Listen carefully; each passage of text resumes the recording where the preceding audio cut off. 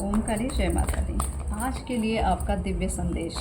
माँ आदिशक्ति, माँ दुर्गा भवानी, महाकाली आपको क्या संदेश देना चाहती हैं, क्या उचित है इस समय आपका सुनना, जो आपके लिए बहुत अनिवार्य होगा और जिसका पालन आप करेंगे तो आगे आपकी सफलता निश्चित है।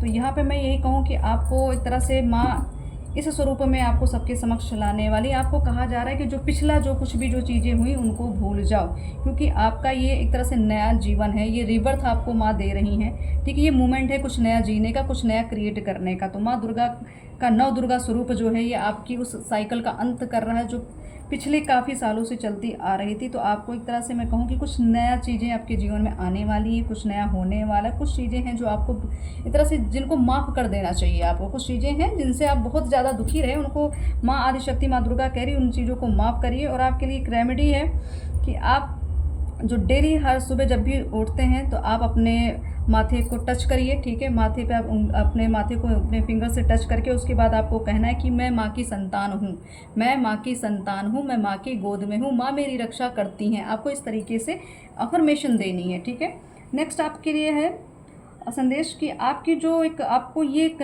तरह से एक्सेप्टेंस में आना है कि आपका जो शरीर है एक मंदिर है।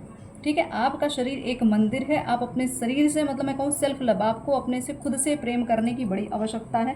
माँ दुर्गा आदिशक्ति एक तरह से आपको ये कहा जा रहा है कि आप एक ऐसे ऐसे मतलब आपके अंदर एक इतनी दिव्यता, एक ऐसी पावर, एक ऐसी ऊर्जा है जो बहुत, जैसे कहते हैं ना, एक रसायन है आपके अंदर, जब वो अगर फूटेगा ना तो बहुत बड़ा बदलाव लेकर आएगा। तो आपके अंदर कुछ ऐसा है। तो आपको कहा जा रहा है आपकी जो एक आत्मा है, बहुत दिव्य आत्मा है, जो एक ऐसी पूजा, मतलब उसके अंदर एक ऐसी पूजा या ऐसा एक तेज है, या एक ऐसे, क्या मैं कहूँ कि ऐसा एक शक्ति है जो धारण करके आपकी बॉडी आई है। इसलिए आपको कहा जा रहा है आपका शरीर ही आपका मंदिर है, आपको अपने शरीर को मंदिर ही समझना चाहिए। ठीक है, रेमेडी आपके लिए है कि आपको एक तरह से मैं कहूँ तो आपको कहा जा रहा है कि आपको अभयंग, आपके सारे अपने अंग में आपको ऑयल मसाज करना है। ठीक है, आपका जो अंग है उसमें ऑयल मसाज करिए।